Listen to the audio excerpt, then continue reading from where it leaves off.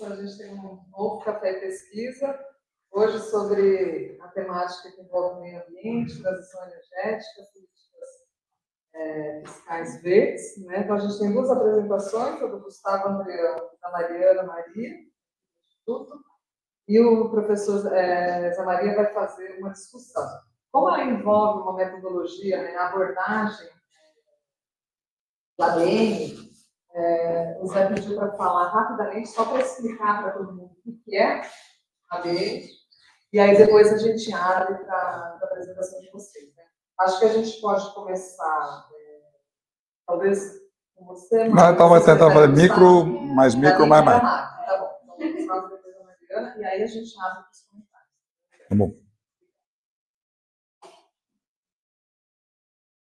Bom, só rapidinho. Agent-Based Model não é, assim, basicamente uma metodologia como econometria, certo? Tá? Ele exige um pouco mais, se bem que a econometria também tem algumas coisas assim que você tem que pressupor, mas ele exige um pouco mais uma montagem, né, que parte de algumas ideias importantes. Então, elas são ideias muito próximas da visão heterodoxa, que é os agentes são heterogêneos. Normalmente vai se explorar essa questão da racionalidade limitada, ainda que tenha ABMs que otimizam, que maximizam. O próprio Thomas Berger, que eu trabalhei junto, os agricultores otimizavam, né? Que eu acho meio duvidoso, mas a ideia é que você tem uma racionalidade limitada, ou seja, ele não tem todas as informações, aquela coisa que vocês já conhecem, e a existência de interações e dinamismo. Então, um ponto importante são as interações entre os agentes. As interações entre os agentes, inclusive, permite que você não tenha aqueles problemas dos modelos teóricos macro, em que os ciclos têm que estar sincronizados, tá certo? Então, o problema que o próprio Kalec mostrava, que, né, todo mundo investe, mas como todo mundo investe? Uns investem em um certo período, outros investem em outro período, tem motivos diferentes para estar investindo, e isso, de certa maneira, não causa essa sincronicidade que vai levar à formação do ciclo, por exemplo, harmônico do tipo Kalec. Tá? Então, você pode... como as interações vão ocorrer, depende muito de como você monta o ABM. Tá? Tem um nível micro, tem muitos... no próprio ABM tem um nível micro, né? Agentes em estágio individual, compostos por entidades que são tomadoras de decisão. Então, o indivíduo importa, né? Ele realmente toma decisões. Agora, o indivíduo ABM não precisa ser uma pessoa. O ABM pode usar entes que não são propriamente indivíduos, né? Assim, agentes tomando decisão individualmente, mas a maioria dos ABMs tem esses agentes centralizados. E você tem estruturas que te permitem fazer análise macro. O DOSE, num certo momento, ele passou a ter essa ambição de que os ABMs deveriam permitir uma das maneiras de dialogar com o campo neoclássico, né, com o mainstream, mais do que o campo neoclássico, na medida em que ele deveria gerar resultados que fossem compatíveis com os fatos estilizados da economia. Então, por exemplo, se você falar que a relação capital-produto é constante, você vai fazer um ABM tipo solo, substituindo o solo, com os agentes interagindo em crescimento econômico. Uma das verificações é se a relação capital-produto vai ser constante, se a relação capital-trabalho é constante, se você tem os fatos estilizados do Harold Domar ou coisa assim. Você pode testar isso, os fatos do solo, os fatos... Se acontece um estado estacionário, se não acontece estado estacionário, você pode checar esse tipo de questão. Tá? ABMs tem estrutura de tempo, então aquela história que a gente sempre ouviu aqui no Instituto, no passado, nenhum de vocês viveu isso, eu vivi, que a gente falava dinâmica, dinâmica, dinâmica, dinâmica, e aí o cara, como é que você faz dinâmica? E a única dinâmica que a gente tinha era do Kalec, aquele ciclo, tá certo, harmônico, que daí os neoclássicos te detonavam, falavam, isso aí não é dinâmica, tá certo? Você está sempre em torno de um ponto estacionário, só oscila, né? Eu ouvi isso muitas vezes na vida. Tá? E agentes e entidades, eles interagem, tomam decisão, tem variáveis micro, parâmetros, quer dizer, a parametrização que você faz depende muito do conhecimento daquilo que você está fazendo, então não sai assim facilmente da sua cabeça, tá certo? O ABM não é uma ferramenta onde você joga as coisas lá, você tem que montar esse treco, tá certo? E aí você tem que saber como que você monta. Tá? E tem que estar pensando nos parâmetros que vão governar esse processo. Eles dois vão mostrar isso tranquilamente. Tá aqui um esquema, entre outros, tá certo?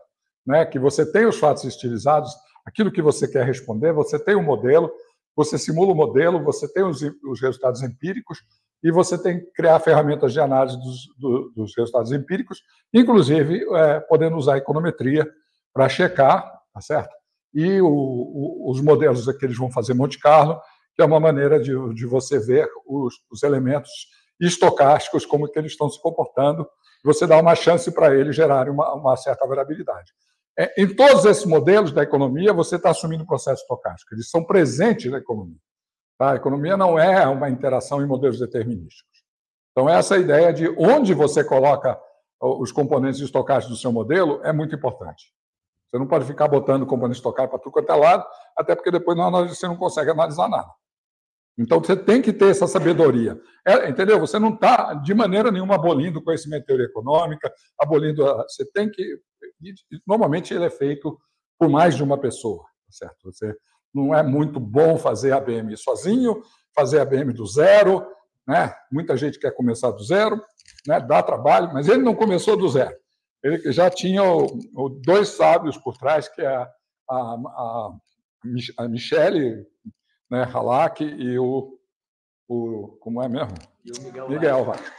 Ok, aqui só para mostrar o que há um bem micro, que é o que nós estamos fazendo aí com a Stephanie, né? Então, aqui são as relações, é um ABM micro. O que ele está fazendo? Ele está reproduzindo um mercado com um BidNS, que, ou seja, a biorefinaria oferta e os agentes centralizados podem recusar e aceitar, o que é basicamente o que acontece em leilões ou em leilões descentralizados. E nós estamos tentando ver, tá certo, quais são as consequências disso. E aí você tem que pensar muito antes de escrever o código de como que esses caras vão interagir de forma estilizada. Então, basicamente, a mensagem que a gente está passando, que a última coisa que você vai escrever é o código. Tá? Primeiro você imagina, não começa a escrever o código por um pedacinho, escreve umas equações. Ah, que legal, agora vou escrever mais algumas equações. Puxa, esqueci umas equações, vou escrever mais alguma. Isso não dá certo. O ideal é você ter realmente... aqui, ó, você já tem os elementos aqui de interação. Esse aqui é bem simples, tá certo? Ele não é muito complicado. Mas esses elementos de interação, quem são os elementos exógenos? Se os elementos exógenos vão dar choque, não vão dar choque. Tá? Tudo isso tem que ser pensado. Como que você vai inicializar? Eu não sei se eles não vão ter tempo de mostrar isso, mas uma das coisas mais assim sérias é você colocar as condições iniciais. Quando você está botando que as condições iniciais importam, você está no modelo que está saindo de um campo, né, tradicional de economia e indo para um modelo em que você assume deliberadamente que as condições iniciais importam. Né? E aí vem a questão de você sustentar muito bem essas condições iniciais que você está apresentando. E você não está no campo da arbitrariedade. Porque senão os caras vão acusar que você queria mostrar que o déficit público não necessariamente gera estabilidade, né? E aí o Wellington, não sei se ele está aqui, mas ele está discutindo exatamente esse ponto, né? E aí você precisa dizer, bom, mas como que eu discuto isso? Né? Não é quais são os fatos estilizados? Como é que os caras falaram isso? Quais os parâmetros que entram? Quer dizer, o conhecimento de economia, de maneira nenhuma, foi deixado de lado aqui. Ele é muito importante. Tá? E aí ele tem essa questão. A duração dos ABMs, eles vão mostrar isso. Você tem que ter uma janela de tempo considerável, onde as interações ocorrem. Normalmente, as interações iniciais você descarta, porque elas são produtos de que o modelo ainda não está funcionando direito. Tá? Então, você precisa ter uma janela de tempo para que você possa fazer as suas análises, principalmente depois da análise do choque estocástico, direito. Tem alguns ABMs que duram 400 períodos, então aí você fala, 400 períodos, a gente já estaria tudo morto, o Keynes estaria, no longo prazo, estaríamos mortos. Mas veja bem, o Keynes aqui, quando fala no longo prazo, estaríamos mortos, num ABM, você pode jogar as interações de curto prazo, que são tipicamente keynesianas, e ter depois as consequências de longo prazo. Então, ele não fica incompatível, né? Ele acaba solucionando esse tipo de dilema. Bom, é isso, São.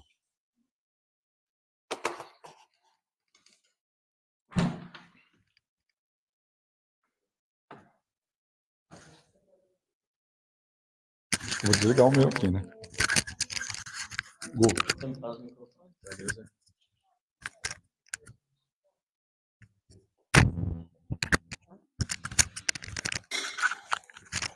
O Gustavo agora, ele é do Sebrae. Já falta assinar o contrato. Calma aí. Bom, espero que todos consigam me ouvir. Bom, boa tarde, eu sou o Gustavo. Hoje eu vou apresentar para vocês um pouco da pesquisa que eu desenvolvi aqui na casa. Eu sou doutor em economia. Essa pesquisa foi desenvolvida com o meu orientador, o professor José Maria, e também com com orientação do professor Miguel Vasques, que agora está no CERN, em Bruxelas, e também é de Bocconi. Então, basicamente o que a gente pesquisou no doutorado foi como que mix de políticas, num contexto de transição energética, afetam tanto o nível dessa transição quanto a velocidade, né, o ritmo dessa transição energética. E aí uma das soluções que a gente pensou para conseguir fazer esse debate e pensar um pouco sobre isso foi exatamente a saída de ter uma modelagem baseada em agentes, um tipo de simulação computacional. Então, primeiro, hoje eu vou contextualizar um pouco o problema para vocês, falar de alguns aspectos teóricos, aí eu apresento a questão que eu trago aqui nessa apresentação, a metodologia que a gente usou, no caso a ABM, os resultados e algumas breves conclusões. Bom, a mudança climática está aí, ela existe, é real, e a gente tem que fazer alguma coisa em relação a ela. Nesse quesito, o setor de energia é um grande vilão da mudança climática. Só que a tecnologia aparece como um fator de mitigação chave, tanto que ela permite essa descarbonificação do setor elétrico, e o setor elétrico é o nosso foco de pesquisa. Ela permite essa descarbonificação e ela também é um vetor de desenvolvimento local. E aí a gente tem as várias iniciativas de Green New Deal e etc. que estão sendo desenvolvidas no mundo, Estados Unidos, Coreia, etc. Então, é só fazer tecnologia e colocar. Bom, o problema é que a tecnologia não existe num vácuo. Ela é uma decisão de investimento. Então, você decidir qual fonte a sua usina elétrica vai usar é uma decisão de investimento. Quando você decide por uma renovável, as opções de financiamento que você tem, que não são lá muitas por causa do tamanho do empreendimento, elas têm períodos de amortização bastante longos. Uma vez que essa usina foi investimento, foi financiada, foi construída, ela vai entrar num sistema que é altamente regulado, e tudo isso na presença de custos afundados e várias decisões reversíveis. Isso tudo, e mais algumas outras coisas também, leva ao quê? Um monte de incertezas e um monte de riscos. E é nesse quesito que as políticas são cruciais. Não só porque elas incentivam a entrada de renováveis e incentivam a saída de fósseis, como também por reduzir pelo menos algumas dessas incertezas aqui que a gente está vendo. E quando a gente fala de incertezas, de políticas, a gente está tratando políticas como as regras do jogo econômico, que é uma definição do Douglas North, que é talvez um dos autores institucionalistas mais conhecidos e mais importantes. E economia institucional é uma das pernas metodológicas dessa pesquisa. Só que a gente usa a definição que é um pouco mais azeitada da Crawford e Ostrom, de 1995, em que as regras, ou políticas, são entendidas como prescrições de ações que os agentes devem tomar, devem evitar ou podem tomar, junto com os benefícios e sanções correlatos. Então, nesse quesito, as políticas elas afetam os payoffs, né, as recompensas, não só realizadas dos agentes, como as esperadas, e isso é importante porque isso entra no processo decisório deles, só que as políticas aqui não são algo estático, elas também são afetadas pela forma como os agentes respondem a elas. Então, isso acaba tornando um processo dinâmico. E, nesse quesito, em relação à mudança climática, nós tivemos o protocolo de Kyoto. Então, qual era a ideia? A ideia é, vamos precificar a mudança climática, vamos precificar as emissões, precificando, criando um mercado, a gente vai resolver o problema. Então, uma política, a gente resolve o problema. Não deu os resultados esperados, obviamente, e isso começou a abrir espaço para você ter uma gama de outras políticas que podem entrar nessa ideia de mitigar as mudanças climáticas. Tem uma grande gama de políticas que podem entrar em mix de políticas para transições energéticas, e a gente escolheu 3, que são a política energética, a política tecnológica e o financiamento público. Então, tudo bem. Então, a gente está falando de regras, de políticas, e a grande pergunta é quando mudar essas regras? Quando que as políticas mudam? Quando que essas práticas mudam? Quando que um um agente vai migrar de fóssil para renováveis, quando que eu, como policymaker, vou migrar de uma política que não está dando os resultados que eu quero para uma política que pode, talvez, dar os resultados que eu quero. E, nesse quesito, a Ostrom ela tem uma equação que é, ao mesmo tempo, muito simples e eu acho que bastante poderosa, que é uma equação em que os benefícios do atual conjunto de regras, práticas, políticas, tecnologias, etc., se o agente acreditar que esse conjunto atual é pior do que um conjunto novo de práticas, regras, tecnologias, etc., mesmo com o custo da mudança, o agente começa a ter incentivos para mudar. E aqui é muito importante porque esses benefícios são os benefícios percebidos. Então, não é algo que ele bate em pedra. O agente pode ter o benefício, mas ele pode acreditar que esse benefício não vai durar, etc. e tal. A grande questão aí dentro é que custo-benefício é normalmente tido como uma análise muito estática. E aí, nesse quesito, a gente preferiu trazer a análise de Risk Opportunity Analysis, que ela foi desenvolvida, veio de antes, mas ela também foi desenvolvida num consórcio que tivemos junto com o professor José Maria e o Marcelo Pereira no IST. E, basicamente, é uma tentativa de dinamizar esse tipo de análise em que os custos são entendidos como riscos e os benefícios como oportunidades, trazendo um resumo. Então, o que acontece se o conjunto de oportunidades atual de uma política ou de uma tecnologia for visto como pior do que o conjunto de oportunidades de uma nova tecnologia, uma nova política, mesmo com o risco dessa mudança, os agentes começam a ter incentivos a migrar. E isso, dentro do ponto de vista da transição energética, é muito importante porque a gente já vê logo de cara 3 frentes de ação. Então, a gente pode atuar diminuindo as oportunidades, por exemplo, das fósseis hoje em dia, aumentando as oportunidades renováveis, que é algo que é muito importante do ponto de vista da nossa pesquisa, que a gente tem da transição, diminuindo o risco da mudança. E a diminuição do risco da mudança, no caso, por exemplo, da biomassa e da eólica, foi muito importante no Brasil, do ponto de vista da atuação do BNDES, já que o BNDES entrava com financiamento público, com garantias, etc. e tal, e isso diminuía muito esse risco da mudança, e fez os agentes, de fato, entrarem nessa transição de biomassa, eólica e das novas renováveis. Beleza, só que quando a gente coloca mais políticas, mais do que uma, a gente coloca mais do que um policymaker normalmente. E aí a gente acaba entrando num contexto de policentrismo. E a grande questão aqui dentro é que esses policymakers eles não estão exatamente um acima do outro. Não tem uma hierarquia aí dentro. Por exemplo, no caso da eólica, a gente tem, a eólica no Nordeste, por exemplo, a gente tem o BNDES financiando e o Ministério de Minas e Energia fazendo leilão. É entendido como uma cooperação, mas não tem exatamente uma hierarquia. Não é o Ministério de Minas e Energia mandando o BNDES, nem vice-versa. E então a definição que tem de policentrismo, que vem do Vincent e da Eleanor Ostrom, é que o sistema policêntrico é qualquer sistema em que você tem uma rede de estruturas de decisão autônomas, com atribuições limitadas, que determinam regras políticas, fazem essas regras valer e, principalmente, revisam essas regras. Do ponto de vista de transição energética, como é algo dinâmico e é algo que tem inovação, tem certeza, etc., a parte de revisar as regras é bastante importante.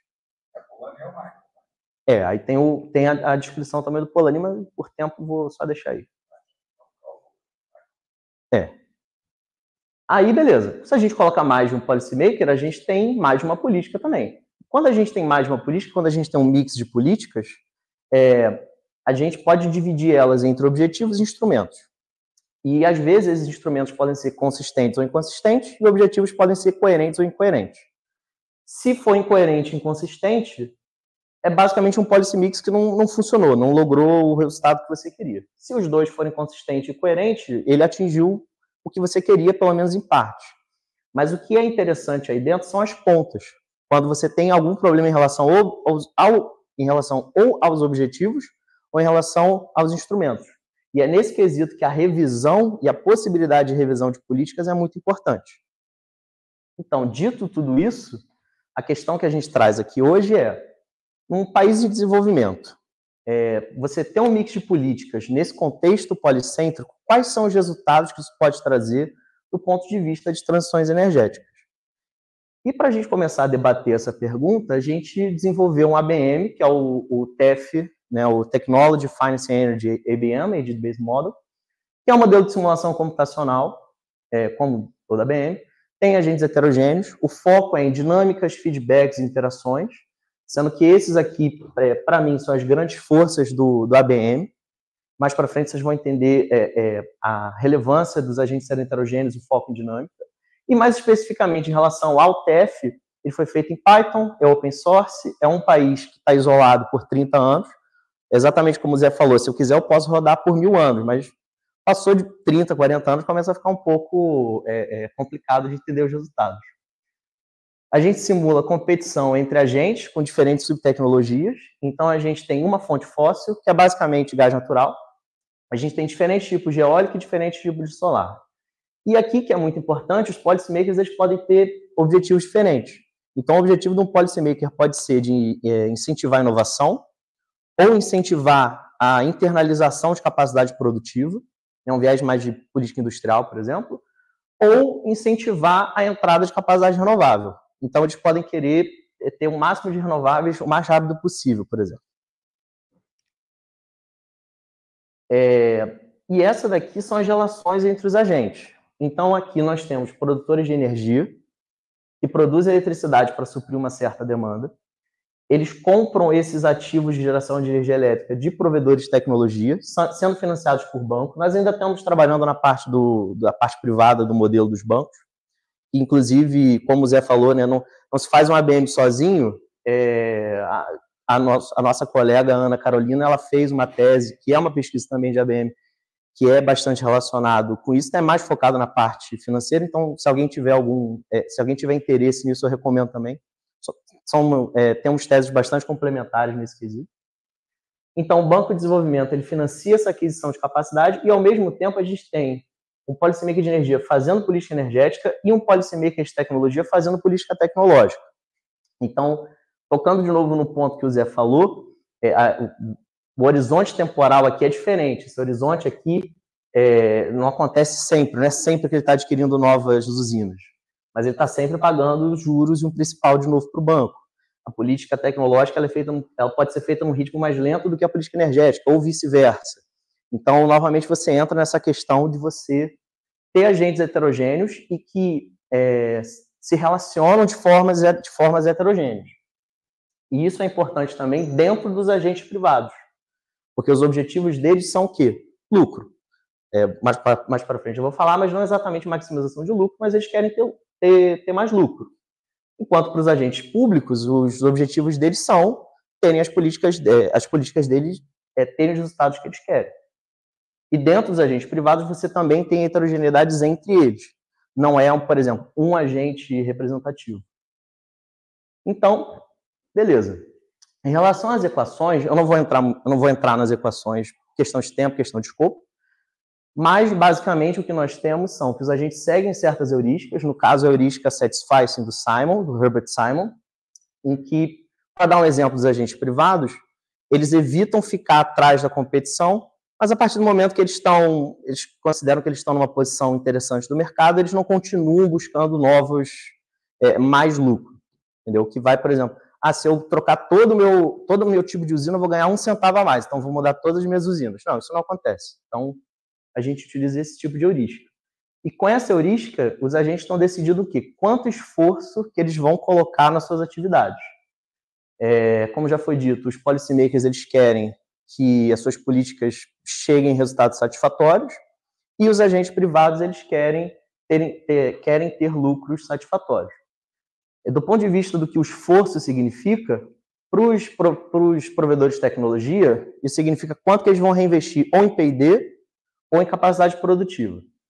Para os produtores de energia, o esforço significa quanto que eles vão investir quanto que eles vão propor de colocar de novas usinas.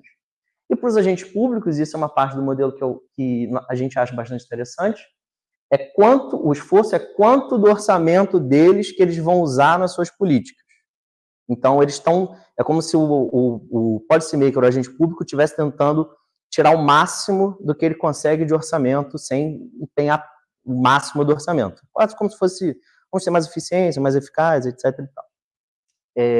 E aqui entra também a parte da revisão. Eles revisam o que acontece em relação aos períodos passados, e aqui que entra a parte da estocasticidade, porque a adaptação e os eventos eles vão acumulando ao longo do tempo, e vão gerando mudanças nos agentes que vai aumentando a heterogeneidade do sistema. Para falar um pouco da dinâmica principal do modelo, nós temos um fluxo de caixa esperado, que é analisado pelos produtores de energia. Isso vem das características da tecnologia em si, principalmente da estrutura de custos. Esse fluxo de caixa esperado, junto com o risco, que é analisado pelos bancos, leva ao valor presente líquido desses investimentos. A expansão do sistema corre na direção dos investimentos com maior VPL, e quanto maior a expansão de uma fonte, menos arriscada ela é percebida pela parte financeira do modelo. Essa expansão do sistema aumenta o fluxo de caixa do provedor de tecnologia através da aquisição desses ativos, e esse fluxo de caixa pode ser reinvestido em P&D ou em capacidade produtiva, que pode levar, respectivamente, a mais inovação, mais internalização de capacidade, e muda a estrutura de custos da tecnologia no próximo período, mudando o fluxo de caixa esperado, e aí a gente tem a principal dinâmica do modelo. E aqui entra uma outra parte importante de ABM, que são as relações não lineares aqui dentro. Então, a gente tem policymakers analisando, muitas vezes em outro tipo de horizonte temporal do que os agentes privados, o que está acontecendo no sistema em relação à expansão, inovação e internalização, e eles estão decidindo se eles vão revisar ou não suas políticas que atuam em diferentes pontos dessa dinâmica. Então, as políticas de fluxo de caixa afetam o fluxo de caixa esperado, as políticas de financiamento afetam o risco, e a política tecnológica afeta o fluxo de caixa do produtor de tecnologia. Então, para já entrar nos resultados, vai ser um pouco mais geral do que tem na tese, então recomendo, quem tiver interesse depois pode conversar comigo, procurar a tese. Do ponto de vista de resultados, ter um policy mix muda significativamente o que acontece em relação ao caso que você só tem um banco de desenvolvimento. Então, tem um caso básico que você tem um banco de desenvolvimento. Se você coloca um policy mix com mais um policy maker de energia, um policy maker de tecnologia, isso muda significativamente. Tá, então é só botar mais policy maker que fica melhor. Não necessariamente, fica diferente. Você tem certas características diferentes de um tipo para o outro. E afeta principalmente a parte da velocidade da transição. Aqui são os resultados da geração de energia elétrica em megawatt-hora, que está basicamente em terawatt. E o que a gente tem no caso, que a gente só tem o banco público, o banco de desenvolvimento, ele chega rápido em 6 terawatt-hora. Entendeu? Aqui por volta do período 150 já chega. Para chegar em 6, aqui demora um pouco mais, chega por volta do período 200. Só que chegou em 6 terawatt-hora, ele vai basicamente de lado. Isso significa o quê? Isso pode significar que a política ela chegou num limite dela. Uma política só chegou no seu limite. Ela arrefeceu, não consegue mais impulsionar a geração de energia elétrica do ponto de vista de renovável. Enquanto que a gente continua tendo a fóssil. A linha cheia é a mediana, o verde é renováveis, o laranja ou vermelho são as fósseis, e a área em si é o espaço entre quartis, que é o espaço entre o quartil 1 e o quartil 3 dos casos simulados no Monte Carlo. Quando a gente olha para o caso com 3 policymakers, a gente já vê que essas linhas se aproximam um pouco mais. Então, não só a gente puxa um pouco mais para baixo a geração de fóssil, como a gente continua fazendo a geração renovável subir. A gente simula até o período 500, novamente, se a gente continuar, pode continuar ad infinito, só que os resultados começam a ficar um pouco mais complicados de analisar. E uma coisa muito importante aqui em relação ao IQR, ao espaço entre quartis, é que, nesse caso aqui, essa sobreposição significa que essa área aqui, você pode ter casos em que a geração renovável é maior do que a fóssil. Quando a gente tem só o banco de desenvolvimento, essa área é bem menor do que quando a gente tem os 3. Então, isso quer dizer que aqui você tem mais casos em que é possível você ter mais geração renovável do que fóssil. Em relação à capacidade de geração, a gente também tem resultados parecidos. Aqui a gente só vê essa sobreposição de capacidade, em que a gente tem mais capacidade fóssil do que capacidade renovável. No caso, só tem um banco de desenvolvimento. Isso praticamente não acontece aqui. E uma coisa que é importante também é que esse QR daqui, com 3 policymakers, é maior, bem maior. Porque isso é indicativo, tanto inclusive dos primeiros períodos, quanto daqui, que você pode ter essas inconsistências e incongruências que vão sendo resolvidas ou podem ser resolvidas ao longo do tempo. Elas podem ser resolvidas ou podem não ser resolvidas. Então, a gente acaba tendo isso em relação a quando a gente tem mais de um policymaker. Então, botar mais policymaker é interessante para o sistema? Bastante, mas também pode levar a resultados inesperados. E do ponto de vista da velocidade, só para ser breve, em relação a partir do período 150, 200, a gente vê que as velocidades na mediana do caso com 3 policymakers, elas acabam ficando maiores, tanto em relação à adoção quanto à internalização, o que é, de novo, indicativo que colocar mais de um policymaker acaba sendo interessante para o sistema. Só que a gente, em tese, tem que ficar bastante atento a esses períodos mais iniciais. Bom, para fechar, então é isso. A gente entende políticas enquanto regras. Os policymakers, agentes privados, não são passivos em relação ao outro, eles estão sempre analisando o que um e o outro está fazendo e sempre decidindo nisso. E a boa parte da dinâmica vem dessa interação deles. O processo de decisão muda, a mudança é um processo coevolucionário, a governança policêntrica tem um efeito não trivial nesse sistema e parece que ela beneficia o sistema do ponto de vista de transição, especialmente em relação às velocidades que essa transição está acontecendo, em relação ao ritmo. Bom, é isso, gente. Muito obrigado.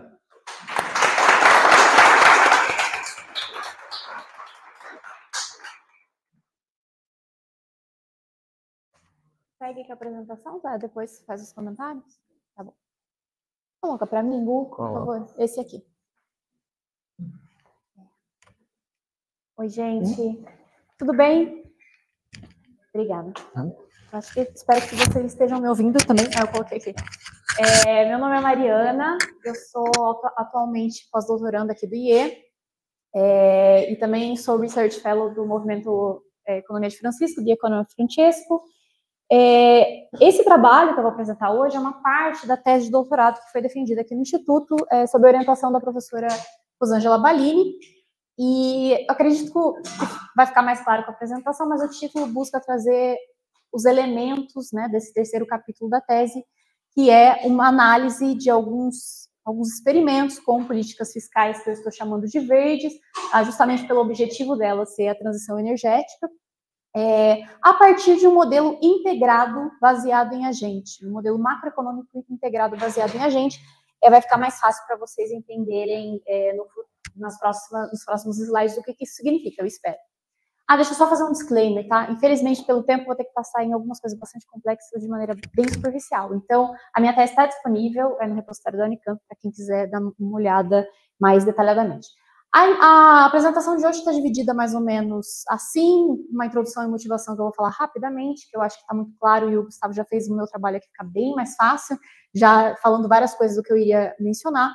A metodologia, que eu vou explicar em detalhes, os resultados do que a gente chama de BAU, ou Business as Usual, que é um cenário base, e os experimentos relacionados às políticas fiscais e os resultados dessas políticas fiscais. Bom, uma introdução e motivação rapidamente aqui para vocês. É claro que está muito claro, eu acho, para todos, a importância da questão da transição energética e de entender as mudanças climáticas e como as mudanças climáticas vão nos afetar a economia, enfim, não só economicamente, mas socialmente também.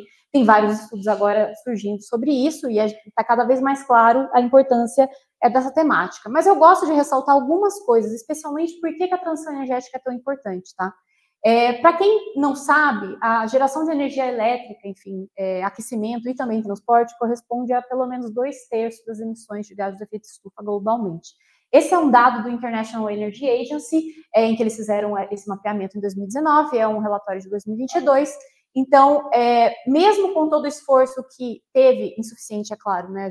Vou deixar isso mais claro mais para frente, a gente ainda tem grande parte do setor energético responsável pelas emissões. Por outro lado, nós temos as metas, né, de redução das emissões. A mais conhecida é a meta do Acordo de Paris, de que até 2100 tenha um limite do aumento médio da temperatura em relação ao período pré-industrial, né? O que significa isso? O que era o aumento da temperatura em 1850? Quando que, no ano 2100, nós teremos de aumento médio dessa temperatura global, né? Os cientistas apontam que esse limite, vamos dizer assim, o limite máximo que o planeta suportaria, né, para que não houvessem eventos catastróficos, na verdade isso é bastante discutível, porque outras tem outras concepções de que, na verdade, esse limite é menor ainda, né? Seria o 2 graus Celsius, né? Mas para que isso aconteça, a gente precisa se tornar net zero, né? Ou seja, termos as emissões líquidas zeradas até 2050. O que isso significa, né? O sistema global, a atmosfera, ela tem uma capacidade de absorver aquilo que é emitido né, pelos seres humanos, nas suas atividades econômicas, etc. Os sumidouros, que são os oceanos, as florestas, elas conseguem captar uma boa parte desse CO2, mas não toda, né? Para que a gente reduza esse aumento da temperatura e consiga colocá-la dentro desse limite de 2 graus Celsius, há apontamentos de que nós precisaríamos reduzir essas emissões, torná-las líquidas até 2050, ou seja, a atmosfera tem que ser capaz de absorver tudo que a gente emite até 2050. Só que a atmosfera, provavelmente, ela vai ter essa capacidade reduzida com o tempo, porque a resiliência vai diminuindo, né? Eu vou entrar muito nessa temática, que é bastante complexa. A gente vai ter que fazer alguma coisa do outro lado, vai ter que reduzir as emissões. E por isso o setor energético tem um papel tão importante, tá? Apesar disso, se você olhar os últimos dados de investimento em energia renovável, houve um crescimento bastante considerável nos últimos anos. Entretanto, esse investimento ainda é insuficiente, né? A própria International Energy Agency aponta que ele está 30% aquém do que deveria estar sendo investido para que nós consigamos atingir essa meta que eu mencionei acima. É o chamado Green Finance Gap. Então, a gente tem de fundo esse problema. Além disso, não é tão trivial assim transitar o sistema energético, porque a gente tem uma situação dentro de um sistema sociotécnico, institucionalmente, tecnologicamente, que é o chamado bloqueio do carbono, ou aprisionamento do carbono. Ou seja, existe uma infraestrutura secularmente estabelecida, como o Gustavo mencionou, existem custos, riscos, as tecnologias disruptivas, elas têm custos altos, incerteza muito alta, aprendizado que precisa ser adotado, né, com o tempo, e ela ocorre a longo prazo. Então, não é tão trivial assim transitar da maneira que nós precisamos, de maneira rápida. Então, o desafio que nós temos é aumentar a probabilidade dessa transição e acelerar a velocidade dessa transição. Tá? E aí, por isso, o terceiro capítulo da tese teve uma questão principal, que foi como que as políticas, as intervenções políticas, especialmente políticas fiscais, poderiam ajudar nessa realocação ou até criação, né, desses recursos para a transição energética. E, para isso, a gente utilizou a metodologia do ABM.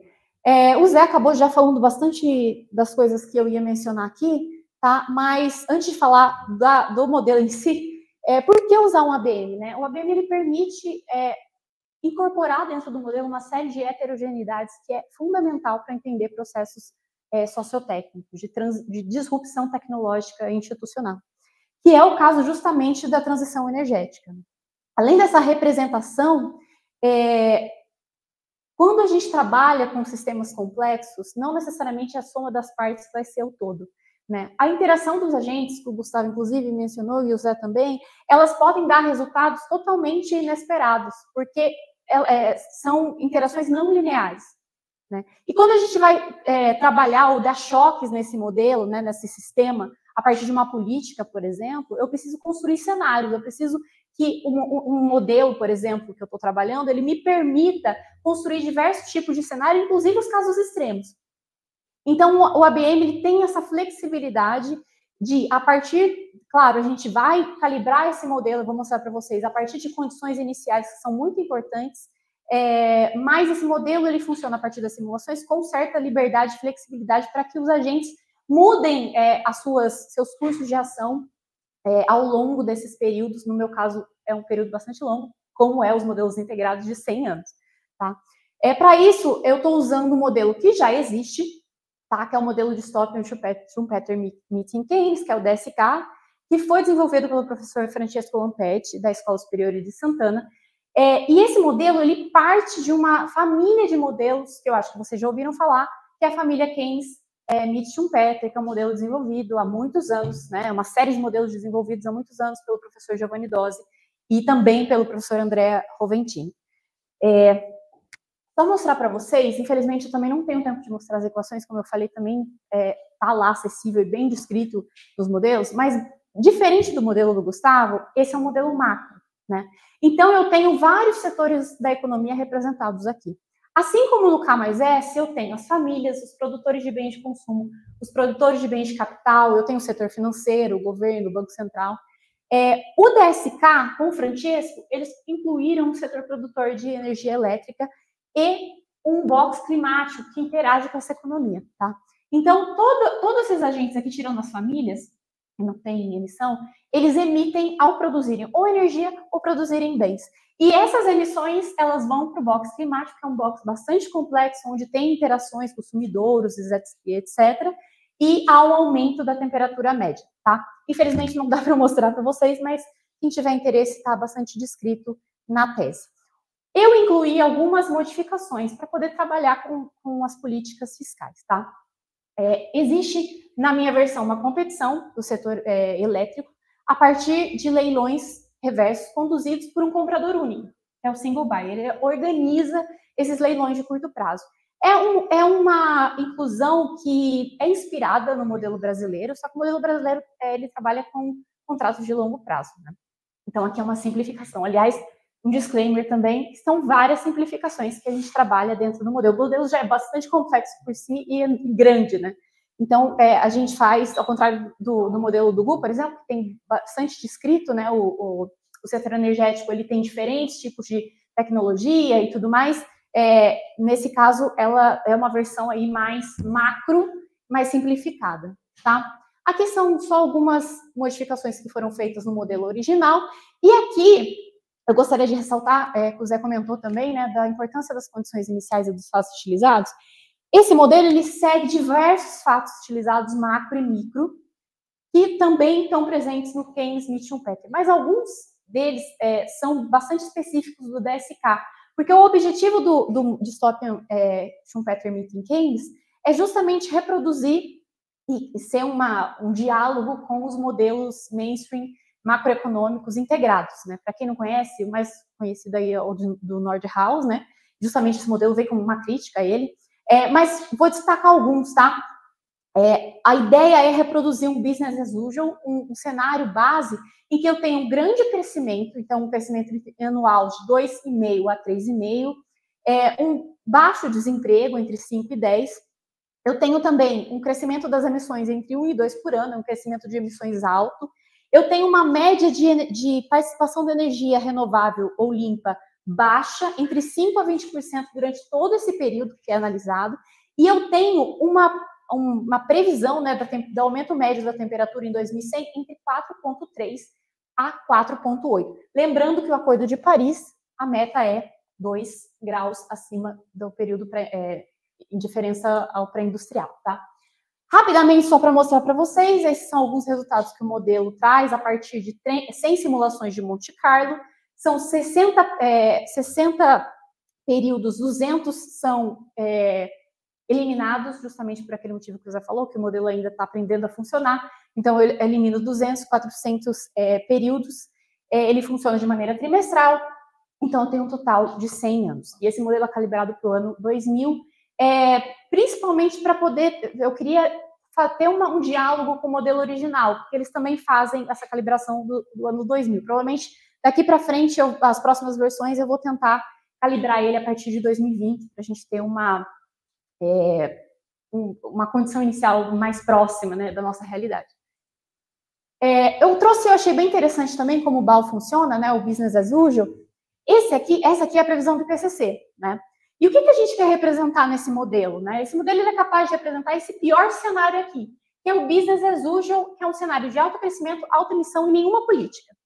E para vocês verem a comparação entre os dois, o modelo está representando muito próximo do que o IPCC aponta como aumento da temperatura acima de 4 graus Celsius em relação ao período pré-industrial.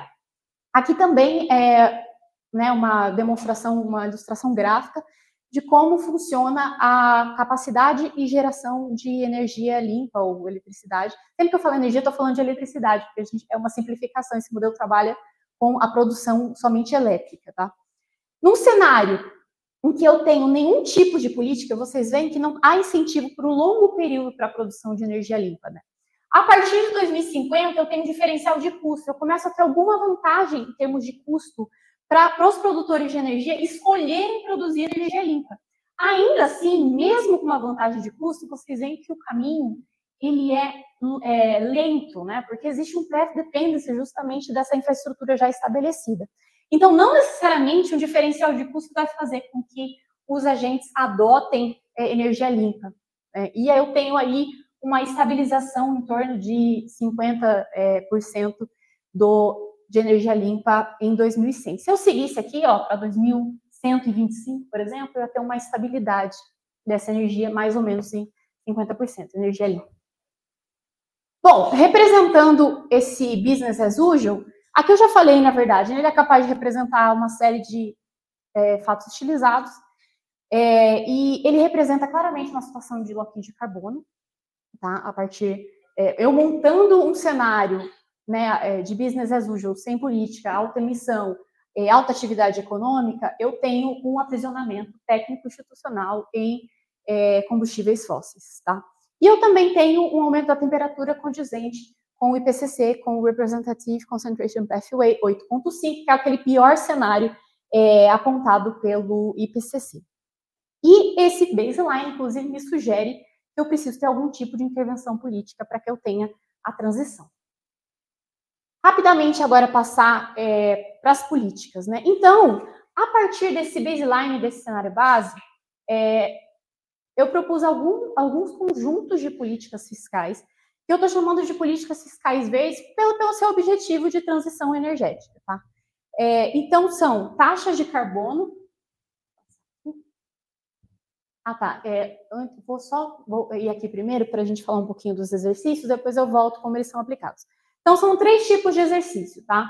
O primeiro conjunto de experimentos são taxas de carbono, que elas se dividem em 2 tipos principais. A primeira são taxas de carbono exponenciais, inspiradas justamente na abordagem gradualista do Nordhaus. A ideia do Nordhaus, né, que é um modelo que se tornou mainstream dentro dos modelos integrados, aliás, um parêntese, tá? Modelos integrados, eles são modelos que juntam a atividade econômica com a questão ambiental, principalmente questão climática de emissões. Então, a grande maioria desses modelos são modelos de equilíbrio geral, que buscam uma otimização. E a única política, geralmente, que eles propõem é uma taxa de carbono. E eles tentam otimizar essa taxa de carbono a partir do custo social do carbono. Tá? Não vou conseguir entrar muito nesses aspectos, mas só para vocês terem uma noção. A ideia do Nordhaus, justamente, era ter uma taxa inicial de carbono muito pequena, que não gerasse custos muito altos para os produtores, por exemplo, de energia, ou, mais geral, para os emissores, né, de gases de efeito estufa, e que, com o tempo, esse incentivo, esse custo não tão alto, iria incentivar, a partir da tecnologia, maneiras mais eficientes de emitir, ou seja, emitindo menos, né? Então, a ideia dele é que não tivesse um custo muito alto inicial, um custo social do carbono muito alto inicialmente. Esse custo iria aumentando ao longo do tempo e ia recair mais sobre as gerações futuras que, nessa visão, seriam mais ricas do que a geração atual. Tá? O tipo 2 é justamente uma crítica ao Nordhaus, que é a proposta do Stern, do Lord Nicholas Stern, que é uma visão precaucionista. O Stern, ele parte justamente da questão do limite dos 2 graus Celsius de 2100 para propor uma política que seja inicialmente muito alta. Na visão do Stern, se a política não for alta no curto prazo, os custos futuros dessa política, da não ação ou de uma política muito gradual, vão ultrapassar muito os custos de se agir no curto prazo, tá? Então, esse é o experimento 1, que a gente usa aí alguns tipos de política com crescimento exponencial e algumas políticas mais altas no curto prazo. O grupo de experimentos 2, basicamente, são subsídios verdes para a construção de plantas verdes nesse modelo, né? Ou seja, o produtor de energia, ele recebe um subsídio que pode ser de 80%, de 60%, de 50%, para produzir novas plantas verdes. Então, ele tem um incentivo. E o terceiro é justamente um mix de política, um pouquinho, talvez, do que o Gu fez, mas de uma maneira mais simples, porque eu não tenho diversos policymakers, eu tenho um policymaker, que é o governo que está ali colocando essas políticas, tentando promover a transição energética. Eu vou só voltar, se eu consigo voltar, gente.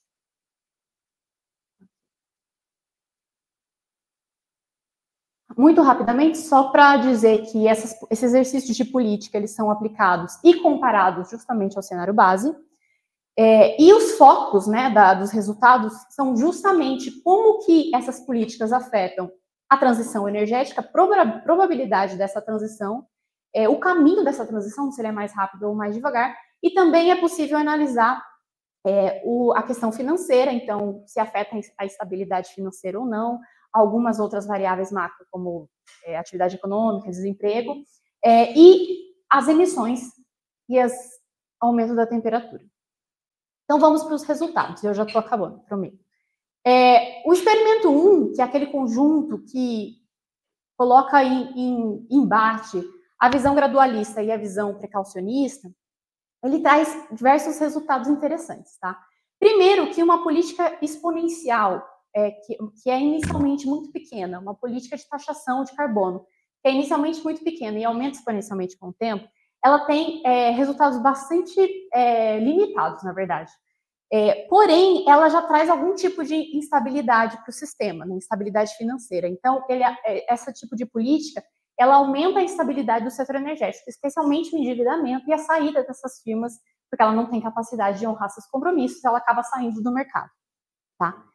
Ao contrário, as políticas fixas, elas têm um efeito interessante sobre a transição energética e a temperatura, ela consegue promover uma transição mais rápida e mais efetiva e reduzir, de certa forma, a temperatura em relação ao baseline, porém ela também tem um custo em termos de estabilidade financeira e econômica muito grande. Eu tenho um aumento, por exemplo, do desemprego nos períodos iniciais, eu tenho uma saída de firmas do setor energético muito grande, né? Tanto que essa política ela tem um limite muito claro. Ela tem que ser alta, né? Ela não pode ser muito baixa, mas ela também não pode ser muito alta. Senão ela desorganiza tanto o setor produtor de energia que ele não consegue fazer nenhum investimento, nenhum tipo de energia, né? Ele continua naquela situação que ele está, de produzir ali o que ele tem minimamente, tá? Bom, e os efeitos sobre a temperatura, eles são discretos também. Mesmo com a política do Nordhaus, né, do Stern, que é uma política precaucionista, ela promove uma transição, mas ela ainda é insuficiente para promover uma redução da temperatura de acordo com o Acordo de Paris. Então, ela apesar de reduzir de mais de 4 para 3 e alguma coisa, ela ainda está muito longe dos 2 graus Celsius. Tá? Outra coisa muito interessante é que essa política, o Nordhaus acreditava justamente que haveria talvez um incentivo à inovação verde, né? Mas o que acontece, pelo menos nesse modelo, é que eu tenho um incentivo à inovação suja, e não necessariamente isso se traduz em inovação verde. Não há um incentivo direto de uma taxação de carbono para aumentar a inovação verde, tá? Ela tem um aumento na inovação suja. O segundo conjunto de experimento, ele é curioso também, porque inicialmente eu esperava que uma política subsídio talvez fosse uma política que transformaria mesmo o setor energético e rapidamente. Mas isso não acontece, né? Eu tenho uma transição do setor energético para energias limpas, mas de uma maneira bem mais moderada, e o ponto positivo é com estabilidade econômica. Então, parece ter um trade-off também entre estabilidade e transição. E aí entra também o trade-off entre crescimento e emissões, porque como eu tenho incentivo via investimento aqui, porque eu tenho um subsídio, eu estou incentivando as produtoras de energia a produzir energia limpa, eu tenho um aumento da atividade econômica e ela quase que compensa a redução das emissões. Então, eu tenho um aumento da temperatura que é muito parecido com o baseline. Eu praticamente não tenho uma redução da temperatura, apesar de eu ter uma transição energética, né, bem maior do que no baseline. Mas ela também estabiliza ali em 60%. É curioso porque eu acho que o Gustavo também, quando comentou que tinha só o banco público ali investindo, ela também entrava numa estabilidade, né? Isso parece ser, em outros modelos que eu vi também, modelos também que trabalham com ABM, parece ser algo que tem acontecido nas simulações. Então, somente investimento público também não parece, investimento público, por exemplo, para infraestrutura, que é o caso aqui, não parece ser o caso de fazer a transição somente com esse tipo de política, tá? O ponto positivo de ter o subsídio verde é que ele traz para a economia e para o setor energético uma estabilidade financeira. Enfim, não há quebradeira dentro das empresas, eles conseguem, né, o setor produtivo consegue investir em energia renovável sem se endividar muito e sem quebrar muito, tá? Mas existe esse lado negativo de que eu não tenho uma transição completa e eu tenho poucos efeitos em termos de temperatura por conta do aumento da atividade econômica. O melhor cenário possível, e a gente está acabando por aqui, é que quando eu tenho a combinação de duas políticas, uma taxação e um subsídio, por exemplo, eu tenho o melhor dos cenários. Especialmente se eu reúno a abordagem do externo, uma abordagem precaucionista, com o subsídio. Porque o subsídio funciona como um colchão para o impacto de custo que a taxa traz para os produtores. Então, eu tenho, principalmente nesses dois casos, que é onde eu tenho as maiores taxas, juntamente com o subsídio, aqui eu escolhi um subsídio, que é o 2, se eu não me engano, é 60% por 20 anos, né? O governo financia 60% do custo da infraestrutura por 20 anos. Eu tenho uma transição rápida, bastante efetiva, então, rapidamente, né, em 2030, 2040, eu já tenho 100% da energia a partir da renovável, de energia renovável, e eu tenho uma estabilidade financeira, porque as empresas, apesar de algumas quebrarem no meio do caminho, eu não tenho uma quebradeira generalizada no setor energético, eu tenho uma certa estabilidade. Tá? Então, essa é uma vantagem do conjunto de políticas. Apesar disso, e apesar de eu ter aqui, em termos de temperatura, o melhor resultado de todos os experimentos, então ela chega ali a 2,80 alguma coisa, em 2100, eu ainda não tenho também um resultado em que eu consiga me manter dentro dos 2 graus Celsius. O que isso indica, né? Claro que esse modelo tem bastante limitações, eu estou trabalhando aqui com um modelo teórico, dentro de um escopo muito delimitado, mas isso me dá alguns indícios, tá? E aí, só para finalizar aqui. Primeiro que instrumentos somente de mercado, como propõe a maioria dos modelos, como propõe grande parte, né, dos teóricos, ela pode até promover uma transição, mas a custos sociais e econômicos bastante intensos, bastante significativos. Subsídio somente também não parece ser efetivo, pelo menos dentro desse escopo aqui. A combinação de políticas parece ser, né, um caminho mais efetivo para o objetivo de transição, apesar de eu não atingir a meta de temperatura. E isso me indica que, muito provavelmente, outros tipos de política precisarão ser incluídas nesse policy mix que o Gustavo trouxe, principalmente políticas regulatórias, é o que indica grande parte da literatura, tá? Por exemplo, políticas que reduzam a produção de fósseis fuels, né, de combustíveis fósseis, né, justamente políticas que promovam esse phase-out, essa saída, parece que vão ser inevitáveis. E outras políticas que atinjam outros setores também, não somente o setor energético. Apesar do setor energético ter um componente ali de ser o maior vilão, né, das emissões, não vai ser suficiente só tratar da questão energética, né, para reduzir as emissões. E é basicamente isso. Eu agradeço muito a presença de vocês, o convite da Carol, e tem aqui várias referências para quem quiser acessar depois, eu posso enviar. Essa é a minha tese que está no repositório da Unicamp. E é isso, gente.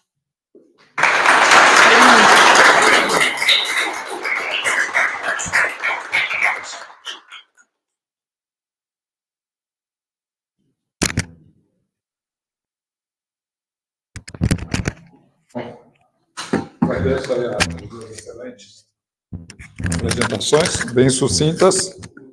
Elas já revelam uma coisa importante, que as pessoas estão fazendo esses trabalhos e estão não só tendo muita clareza de como eles montaram esses trabalhos e que elementos eles utilizaram para montar, porque é um caminho de muitas escolhas, não tem um manualzinho para dizer como você deve fazer isso, tá certo? Segundo, vocês viram, sem querer assustar ninguém, mas por isso é que talvez fazer sozinho não seja viável, né? Você tem aí uma combinação, uma assemblagem de conhecimentos, muitos de teoria econômica, alguns que não são diretamente relacionados só à economia, tem outros elementos.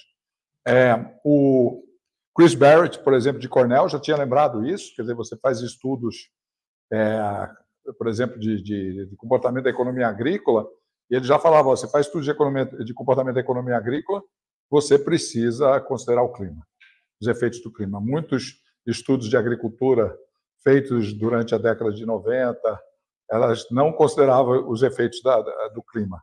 E aí os modelos começaram a considerar também os efeitos do clima sobre as produtividades e fazendo discussão de produtividade que não eram puramente decorrentes dos não observáveis, dos comportamentais, dos gestores, da agricultura, como muitos desses modelos econométricos usavam esse tipo de ideia. Então, começar a ter que colocar a existência do clima, e ela colocou muito bem a existência do clima. Mas o clima aí, esse diálogo com o clima é sempre o diálogo de algo relativamente exógeno, né? E o cerne das discussões dele foram exatamente como certos tipos de agente que têm uma posição privilegiada no modelo tomam decisões, e como decisões de política, no caso dela, um agente central, né, que tem a capacidade de... Se supõe que ele tem o enforcement das políticas, ele não está discutindo se os caras têm enforcement ou não. Já no caso do Gustavo, baixa um pouco, né, o nível de generalidade, e aí começa a discutir realmente que a coordenação entre políticas se torna um elemento muito importante. Existe um cara que eu sempre gostei muito, que é o Samuel Bowles, né, que é um ex-marxista que depois usou muito a teoria dos jogos para exatamente discutir essas dificuldades de coordenação. Ele fala, a coordenação é sempre superior quando você está discutindo economia, mas ela é muito difícil de ser conduzida e mantida, né? Eu acho que é um pouco a ideia que está nos dois trabalhos. Tá? Para o Gustavo, eu vou começar pelo Gustavo, seguindo a ordem da apresentação. Eu só queria, se você puder, não for muito difícil, você colocar num daqueles os últimos resultados que você apresentou, o do lado esquerdo, tá? Eu gostaria que você clarificasse um pouquinho. Dá um respeito para mim. Hã? Dá um respeito. Aí. Realmente vai ser difícil. Você não faz mágica. Eu não sei se ficou claro para todo mundo o que representam essas faixas de intervalo de confiança.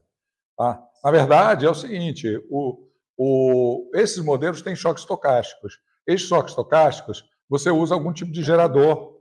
Isso. Eu queria que você... Essa ideia aqui dessa zona, que agora está englobando os dois, e diferença lá que ela não está captando os dois, eu acho que você podia clarificar um pouco. Mas eu só quero dizer o seguinte, os choques estocásticos aqui é porque os seus geradores de dados estocásticos, eles têm sementes diferentes. Então, você testa se isso que você está observando com uma rodada só não foi produto apenas de uma sorte, de um acaso. E, às vezes, as pessoas, antigamente, nos primeiros ABMs, ficavam animadíssimos com os resultados. Então, mesmo o começo ali das rodadas, dava umas quedas, assim, a pessoa já interpretava aquele treco todo, né, e já fazia um monte de teoria. E acho que isso foi evoluindo e se deve muito à capacidade computacional, porque se não tem alguma capacidade computacional é chato pra caramba, você vai esperar muito tempo. No caso da plataforma que ela utilizou, você faz processamentos paralelos, e aí isso acelera bastante, né, que é o LSD aperfeiçoado pelo Marcelo Pereira, né, que fez muitos avanços em cima do LSD, no sentido de ele ficar muito melhor para programar. Eu já trabalhei com LSD lá, nos anos, né, do tempo do Marco Valente, e é bem melhor agora. Né? A LSD é Laboratory of Simulation Development.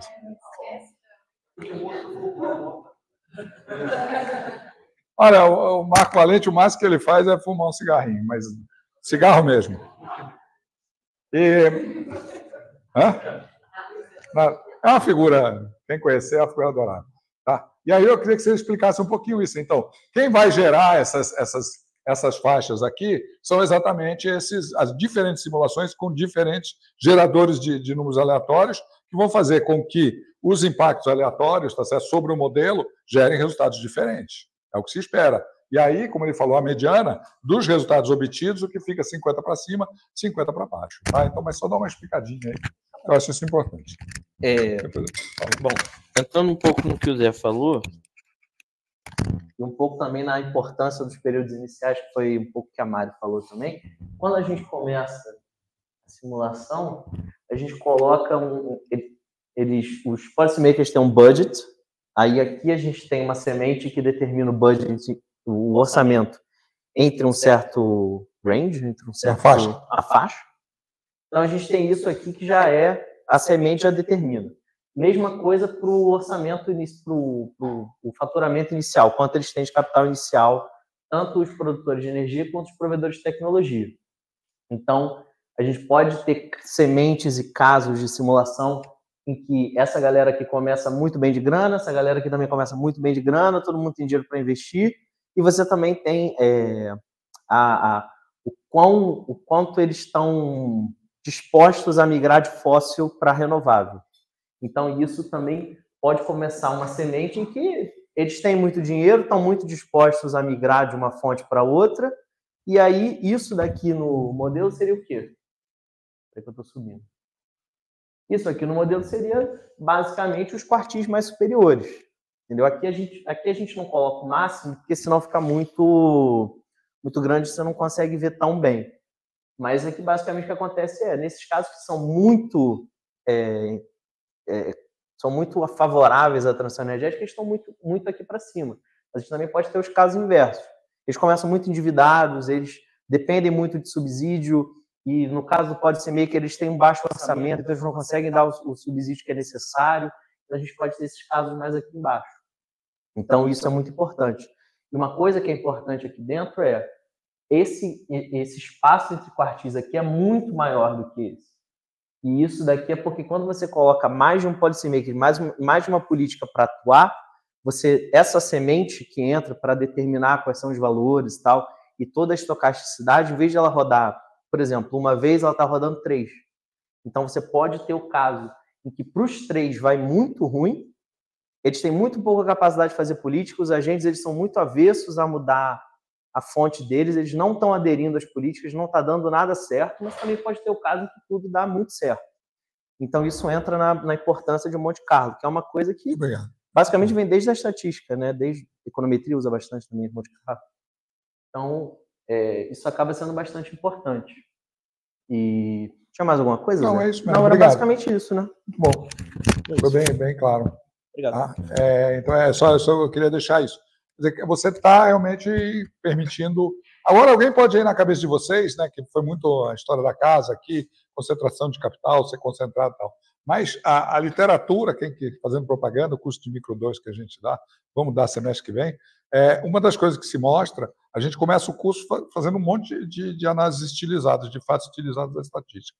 A gente não começa fazendo teorias gerais e falando como a firma se comporta, essas coisas. E aí você vai ver o seguinte, uma das coisas mais interessantes é a heterogeneidade dentro da firma.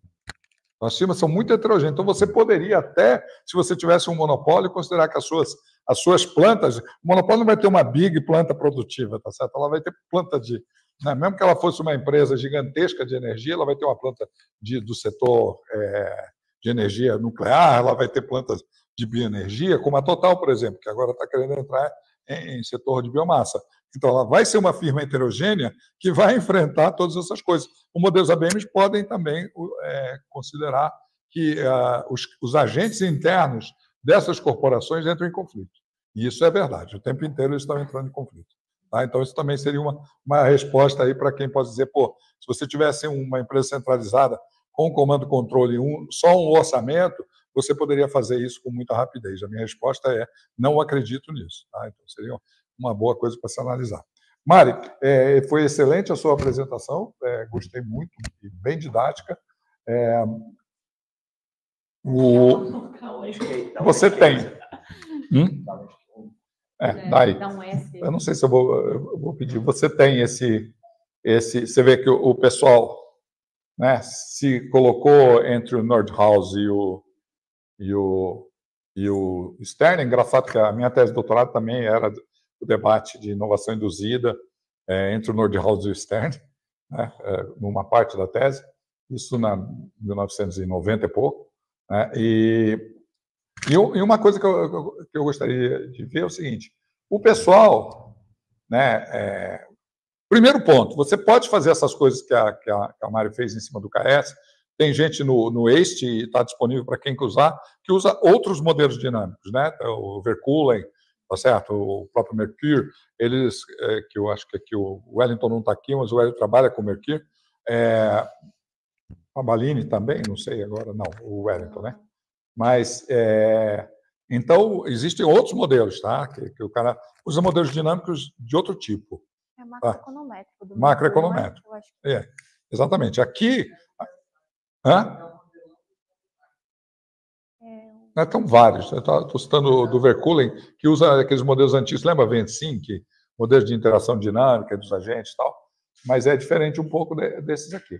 A minha pergunta aqui para você é se você tivesse, e além dessas duas discussões, porque o que você tentou fazer foi falar, bom, porque o Waste tem vários desses modelos que não são IBM e não estão relacionados a isso, que dão resultados parecidos com o que a Mari obteve. Tá certo? Bastante, primeiro, aquela ideia que ela colocou no título, de que não é suficiente, não é? E talvez tenha que usar mais comando e controle ainda. Ela traz uma contradição, que eu acho que justifica a ideia de impasses do capitalismo, mas eu acho que é impasse de toda a sociedade, mas no capitalismo isso fica mais evidente, porque o capitalismo, existe a questão do financiamento e a solvência dos agentes, que ela traz bem, que é essa discussão de que as transições são dolorosas, tá certo? E os agentes reagem a isso. Os agentes reagem a isso em vários planos, inclusive no plano da política. Flávio Bolsonaro está aí, bom, desculpe falar esse nome, está aí para não negar ninguém, tá certo? Eles queriam suspender a adição de biodiesel, tá certo, no diesel, né, dizendo que isso é frescura. Só encarece e prejudica os caminhoneiros. Agora, eles sempre usam os pobres como argumento, né? Isso aí prejudica o irmão caminhoneiro.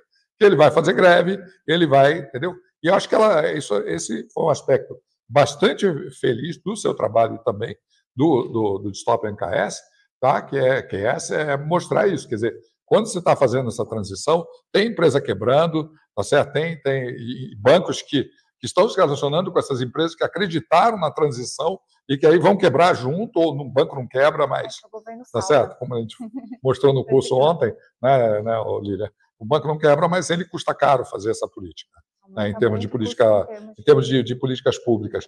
Notem que esses modelos eles estão incorporando vários elementos, não só da economia macro, mas também alguns elementos de economia política, tá certo? Não podem, a combinação dos dois, inclusive, pode trazer esses novos elementos, tá? Então, eu queria só uma pergunta para você, se você tivesse que ir além desses dois tradicionais, o que você faria? Desses dois tradicionais, fala em termos de política ou modelos? De pensar o modelo mesmo. Ah, sim, assim, o que eu sinto muita falta nesses modelos, bom, Nordhaus nem se fala, o Stern tem alguma preocupação ainda com a questão dos limites planetários, né? Então, por mais que ele está usando o modelo de maximização e custo-efetividade, ele coloca como meta ali, eu preciso tentar não chegar nos 2 graus Celsius. Então, eu acho que aí foi um começo desse desvio, dessa coisa do Nordhaus, só está olhando o custo intergeracional e fala, não, beleza, deixa o pessoal lá para frente pagar, e não vai adiantar muito, porque se eu fizer uma política agora firme, eu vou acabar com a capacidade desses agentes dessa geração de investir, e aí vai ficar tudo ruim. Só que ele não levou em consideração que você ultrapassar as fronteiras planetárias, porque eu não sei se vocês sabem, mas o modelo do Nordhaus, ele chega em 2100 a 3,8 graus acima da temperatura pré-industrial. Mas isso para ele não é um problema, porque a questão não é um problema, exato, porque o maior problema é justamente a questão do custo, eu minimizar o custo dos agentes, então eu tenho um custo social do carbono que não seja tão impeditivo assim para os agentes continuarem investindo e também, né, um bom sacrifício tão grande à geração atual, enfim. Então existe aí uma questão intergeracional que eu acho que é importante, e o Stern já tenta considerar, mas o que eu sinto falta ainda no Stern e também no modelo DSK é a questão das fronteiras, de entender melhor a questão de uma macroeconomia ecológica, né? de pensar esse modelo dentro dos limites planetários, de pensar esse modelo de ver a questão entre trade-off e crescimento e emissões. Porque, por exemplo, o modelo traz isso. Tá? Eu tenho uma política de subsídio verde que ela promove a transição, mas ela não promove o decoupling, vamos dizer assim, da economia, porque eu tenho um aumento da atividade econômica ali, e isso gera, para mim, um aumento da temperatura quase da mesma maneira que fosse um business as usual. Então, qual que é o objetivo da política, no fim? A gente precisa reduzir as emissões. Então, talvez repensar justamente como que esses modelos estão olhando justamente a questão da resiliência, né, do sistema, dos limites planetários. Eu acho que já é um avanço muito grande o DSK dentro dessa literatura, assim como tem outros modelos Stock and Flow também, que eu acho que fazem um trabalho super legal. Mas esses DSK são Stock and Flow, né? O seu tem um questionamento. O meu, eu não tive essa preocupação de ser, mas eu sei que seria importante esse desenvolvimento no futuro. Mas existe um questionamento se é e se não é, né? Mesmo. Existem... Mas Stock and Flow, eu não sei, que você não pode sair por aí gastando e você teria que ter... Não, justificando esses fluxos, tem que ser justificados. Está dentro de certos limites, né? Mas, enfim, não é uma convenção de que o DSK seja realmente Stock and Flow. Tem agora uma versão desse modelo que teve essa preocupação realmente de tornar ele Stock and Flow, que é uma versão que saiu no working paper, para quem tiver interesse, saiu recentemente, acho que é no mês passado, que é do Severin e do Luca, com o André Roventini e com o Francesco Lamperti. Mas, enfim, eu acho que tem outros trabalhos como Stock and Flow e o próprio trabalho do Mercury, que daí são modelos grandões com vários setores, né? É diferente, mas trabalhos macroeconométricos que eu acho que vão por essa vertente. Eu acho que os Stock and Flows do Dafernos, por exemplo, já levam mais em consideração a questão termodinâmica, que eu acho importante. Mas é porque o objetivo do DSK, na verdade, ele nasceu do K+S, né? Que não tinha essa preocupação com a termodinâmica, etc. Era uma máquina schutteriana de inovação e demanda efetiva keynesiana. Eu acho que já é um mero avanço já para o que a gente tinha. E aí tentar transformar isso num modelo integrado foi que conseguiram. O que foi feito com grande facilidade. Eu tive na Schumpeteriana em 2010, aí Malerba com a foto do Schumpeter atrás, né, e dizendo assim, é uma enorme responsabilidade falar com Schumpeter olhando para mim. Daí ele disse, bom, mas Schumpeter que me desculpe, nós temos que botar Keynes nesse treco, senão nós não vamos a lugar nenhum. Essa era a mensagem assim, básica de 2010, então realmente não foi tão difícil botar o Keynes nesse modelo. Sim, mas essa parte eu não sei, mas eu falo em relação ao Nelson Winter, tá certo? Falamos em relação àquele do Fadiolo, né, e aqueles iniciais que não tinham preocupação nenhuma com o lado da demanda. Mas eu acho que a introdução, por exemplo, do box climático, talvez a parte energética, mas a questão do box climático não é uma coisa muito trivial de fazer. Não é, até porque aí ele tem os problemas deles lá, né? Porque é um conjunto de interações e equações que a gente nunca viu na vida, que é os climatologistas que desenvolveram, como que funciona a questão dos sumidouros e a força radioativa. As profundidades do oceano, o oceano é o lugar mais importante. Eu não sei, só a última coisa que eu queria comentar, o Brasil, só para dar um bom exemplo de tudo isso que eles estão falando, o Brasil, quando as pessoas têm uma ideia, às vezes, de que as políticas são capazes de gerar resultados esperados pela política, certo? E isso realmente não ocorre. E isso ficou visível no período Fernando Henrique, quando ele teve aquelas crises energéticas ali, né, 98 para frente, e o que a gente fez foi instalar as malditas termoelétricas. As termoelétricas, elas têm assim uma vantagem, aí você olha o negócio da transição, porque elas são flexíveis. E quando elas são flexíveis, elas se ajustam muito bem às formas de leilão. Liga, desliga, fica parada, né? Take or pay, ganha um dinheiro para ficar parada, e quando você precisa ligar, ela liga. Isso foi um alívio para quem se viu numa situação de que, talvez já efeito das mudanças climáticas, os reservatórios passaram a oscilar muito mais, né? Os níveis de reservatório passaram a oscilar muito mais do que oscilava antigamente. Isso começou a gerar crises energéticas. O sistema brasileiro é lindo, mas ele é integrado e ele cai.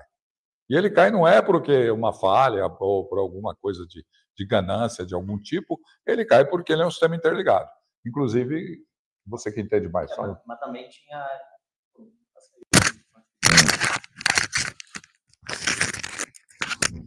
Porque também falando das limitações que os modelos têm e tal, por exemplo, uma parte que não tem no meu modelo e também não tem no seu, e para fazer, sinceramente, seria uma coisa muito técnica, muito complicada, é que no Brasil, a época do apagão era muito complicado, porque boa parte do apagão foi também porque as linhas de transmissão ainda eram muito incipientes. Era praticamente umas ilhas de energia que a gente tinha. Então, quanto você melhora a interconexão do sistema, você melhora a capacidade, a resiliência do sistema. Tanto que uma das ideias, assim, vamos combater a mudança climática. Como? Uma das primeiras ideias megalomaníacas era, vamos colocar painel solar no deserto do Saara e isso vai alimentar a Europa. Isso foi uma das primeiras ideias megalomaníacas. Vamos integrar tudo, integrar a Europa ao norte da África e vai ser o norte da África que vai abastecer. Então, isso também entra muito na BEM, porque você tem que delimitar bem o escopo que você vai analisar. Por exemplo, uma coisa muito importante na parte elétrica é a frequência. Você não pode ficar deixando a usina entrar e sair o tempo todo, porque isso mexe na frequência e frita todos os equipamentos elétricos do Brasil ou do continente. Então, você tem essa questão. Você carregar na luz ali, você queima. Os computadores eles seriam todos queimados. Então, você tem que ver qual o nível, o grau que você vai, até onde você vai. Entendeu? E eu acho que isso é muito importante, porque, por exemplo, o meu modelo ele seria incapaz, como é um país só, e seria incapaz de, por exemplo, estudar, por exemplo, do ponto de vista de migração. Tem um país pobre que foi muito afetado pelas mudanças climáticas, e um país rico que foi menos afetado porque ele está no norte, foi menos afetado. Então, as pessoas vão migrar. E, por exemplo, o modelo não consegue estudar um negócio desse, mas o modelo SK poderia... Vários países. Né? É uma coisa para você ficou claro também, que além de ser um modelo teórico, você prometo, cara, uma observação. Ele é um modelo teórico de uma economia global. Então, ali eu não tenho várias economias sendo representadas. As emissões globais, né? É como se eu estivesse representando uma economia global, né? Ou uma economia fechada, enfim. Certo. E a transição energética, quando você considera os países, e inclusive a economia política, e os conflitos, a geopolítica, evidentemente vão atrapalhar muito modelos de transição e efetividade das políticas. Tá? Essas suas ideias gerais, elas vão... modelos integrados geralmente seguem mesmo essa estrutura, né? Mas dá para... um trabalho assim, grande, mas dá para fazer vários países. Só o meu último comentário, eu não sei se a gente estourou o tempo já ou não.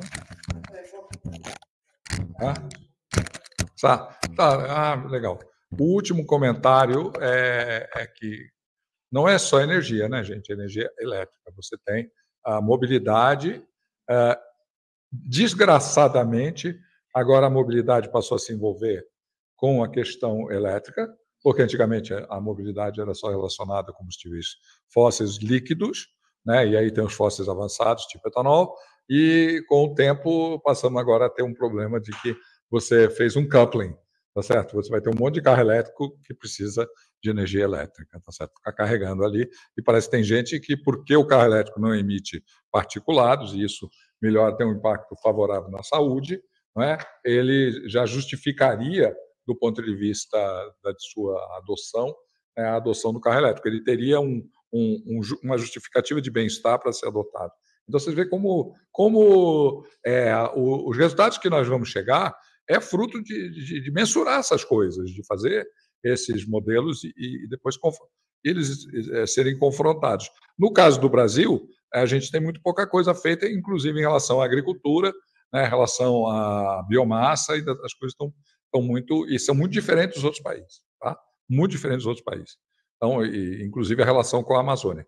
Tem um trabalho do Juliano Assunção com o Zé Alexandre Sheikman e o Rafael, não sei o sobrenome, da PUC-Rio, que está no Climate Initiative lá do Juliano, que eles usaram a econometria de redes, é uma coisa bastante avançada, né, para medir os efeitos. Não ficou só na econometria espacial, eles foram além da econometria espacial, e aí usaram a econometria de rede para ver efeitos de certas políticas locais sobre o desmatamento em geral. É um trabalho bem interessante. Nós fizemos uma live que está disponível no ICABI, que é a minha associação, eu que organizei esse webinar, e eles apresentaram o trabalho, mas o texto está disponível no site do Juliano, também vale a pena. Ele não usa, ele usa só a econometria, ele não usa ABM. Mas, tranquilamente, poderia ser usado ABM. Tá? Posso fazer só um comentário? Uma coisa muito rápida, só porque o Zé falou de biomassa e isso é importante no Brasil, porque a gente tem etanol, a gente tem biodiesel, etc. e tal. Do ponto de vista de política, é muito importante como você desenha a política, porque se você faz uma lei que proíbe, a partir de 2050 não pode mais rodar carro de combustão interna. Você está tirando fóssil, você está tirando de biomassa. Se você coloca que não pode mais combustível fóssil, você ainda permite o biomassa. Então, como você faz a regra é muito importante nesse quesito. Esse comentário é pertinente, porque se você tira combustível líquido de biomassa, você tira biogás. Então, outras coisas paralelas, metano, que pode tocar os tratores. Trator elétrico não vai acontecer, pelo menos nos próximos 50 anos. Mas trator a metano já é uma realidade. E aí a pegada de carbono é muito menor e torna a pegada de carbono da agricultura muito mais baixa. Tá certo? Então, você tem aí... você vê como esses elementos são ligados. Não? Tá? Essa conexão dinâmica entre os componentes é muito importante.